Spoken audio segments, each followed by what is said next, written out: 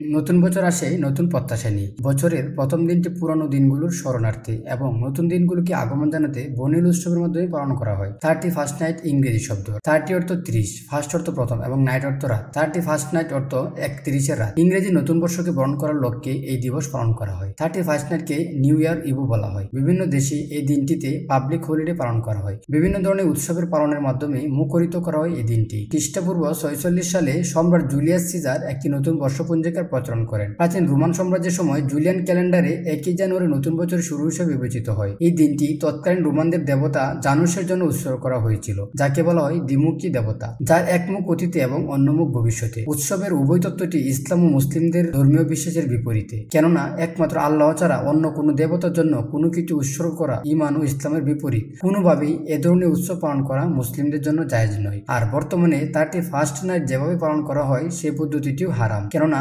সুনানে আবু দাউদের হাদিস শরীফে এসেছে, হযরত ইবনে উমার রাদিয়াল্লাহু আনহু থেকে বর্ণিত, তিনি বলেন, রাসূল সাল্লাল্লাহু আলাইহি সাল্লাম বলেছেন, যে ব্যক্তি বিজাতীয় সদৃশ অবলম্বন করবে সে তাদের দলভুক্ত হবে। আর বড়ই পরিতাপের বিষয়, বর্তমানে কোনো আনন্দ বা অনুষ্ঠান মানেই যেন গান বাজনা, অশ্লীলতা, বেহায়াপনা, মিলন মেলা, যেগুলোকে হারামি মনে করা হচ্ছে না, অথচ হারামকে হালাল মনে করে ঈমানের পরিপন্থী। হাদিস শরীফে এসেছে, হযরত আবু মালিক আশআরী রাদিয়াল্লাহু আনহু থেকে বর্ণিত, রাসূল সাল্লাল্লাহু আলাইহি সাল্লাম বলেছেন, অবশ্যই অবশ্যই আমার পরে এমন কিছু লোক আসবে যারা জেনা, রেশম, নেশাদার দ্রব্য ও গান বাজনা, বাদ্যযন্ত্রকে হারাম হওয়া সত্ত্বেও হালাল মনে করবে। এছাড়া বর্তমানে 31st নাইট শুধু পালন করাই হয় না, সেখানে গান বাজনা, আতশবাজি, জিনা, ব্যভিচার সহ নানা অপকর্ম অনুষ্ঠিত হয়। এমনকি কখনো কখনো বড় ধরনের দুর্ঘটনা ঘটে, যেমন ছোট ছোট শিশুদের হার্টের মারাত্মক ক্ষতি হয়, আবার কোনো কোনো শিশু মারাও যায়, এবং বয়স্ক লোক ও অসুস্থ ব্যক্তিদের অনেক ক্ষতি হয়, আবার মারাও যায়। অনেক পশু পাখিরও ক্ষতি হয়, যা শুধু ধর্মীয়ভাবে নিষিদ্ধ নয়, বরং আকল ও বিবেকবান প্রত্যেকের নাগরিকের দৃষ্টিতে এক ধরনের কাজও অনৈতিক ও নিষিদ্ধ।